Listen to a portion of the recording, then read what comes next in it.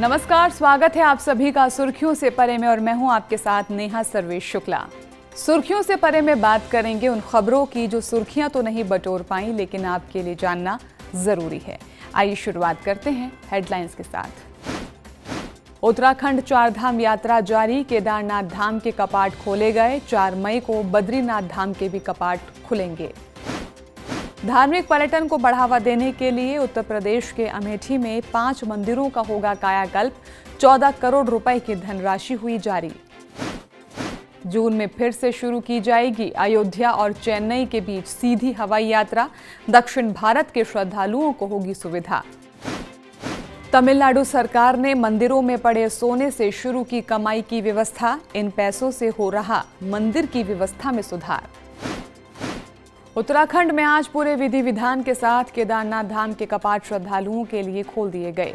यहां की प्रसिद्ध चारधाम यात्रा 30 अप्रैल को गंगोत्री और यमुनोत्री धाम के कपाट खुलने के साथ ही शुरू हुई थी।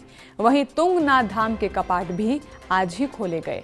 अब श्री बद्रीनाथ धाम के कपाट 4 मई को और द्वितीय केदार मदमहेश्वर मंदिर के कपाट 21 मई को खोले जाएंगे। उत्तर प्रदेश के अमेठी में धार्मिक पर्यटन को बढ़ावा देने के लिए जिले के 5 मंदिरों का कायाकल्प किया जाएगा।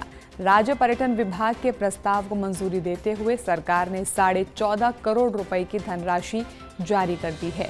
इससे मंदिर परिसर में मूलभूत सुविधाओं की बढ़ोतरी के साथ ही पर्यटन से जुड़ी सुविधाएं बढ़ाई जाएंगी। इससे स्थानीय रोजगार को भी बढ़ावा मिलेगा। अयोध्या और चेन्नई के बीच सीधी हवाई यात्रा जून से फिर शुरू की जाएगी। पिछले 5 महीनों से बंद पड़ी इस कनेक्टिविटी को बहाल करने की प्रक्रिया अब पूरी हो चुकी है। इससे दक्षिण भारत के श्रद्धालुओं को काफी सुविधा होगी। राम मंदिर निर्माण के बाद अयोध्या की एयर कनेक्टिविटी को देश भर के बड़े शहरों से जोड़ा जा रहा है।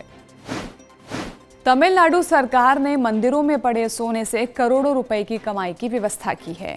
सरकार ने 21 मंदिरों के 1074 किलो सोने को बैंक में जमा कराकर इससे मिले ब्याज से 18 करोड़ रुपए की आय की है। इस पैसों से मंदिरों की व्यवस्था में सुधार और विकास का काम किया जा रहा है। मथुरा में भव्य कृष्ण लोक और अयोध्या में लव कुश पार्क का निर्माण किया जाएगा। यहाँ 3D इमेजिंग और इंटरेक्टिव मॉडल के माध्यम से श्री कृष्ण और श्री राम की लीलाओं को दर्शाया जाएगा।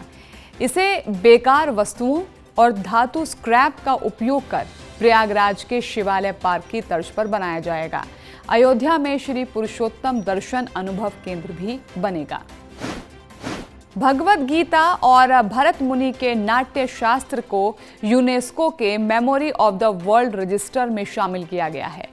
इसी के साथ यूनेस्को ने 74 नए दस्तावेजी विरासत अपने संग्रह में जोड़े हैं। प्रधानमंत्री नरेंद्र मोदी ने कहा है कि हमारे प्राचीन ज्ञान और संस्कृति को वैश्विक स्तर पर पहचान मिलना गर्व का क्षण है। यूनेस्को ने ये योजना 1992 में शुरू की थी। इन खबरों को तो आपने जान लिया, लेकिन बाकी अपडेट से जुड़ने के लिए आप हमें सोशल मीडिया पर फॉलो जरूर करें। सुर्खियों से परे में आज के लिए सिर्फ इतना ही। हमें दीजिए इजाजत। नमस्कार।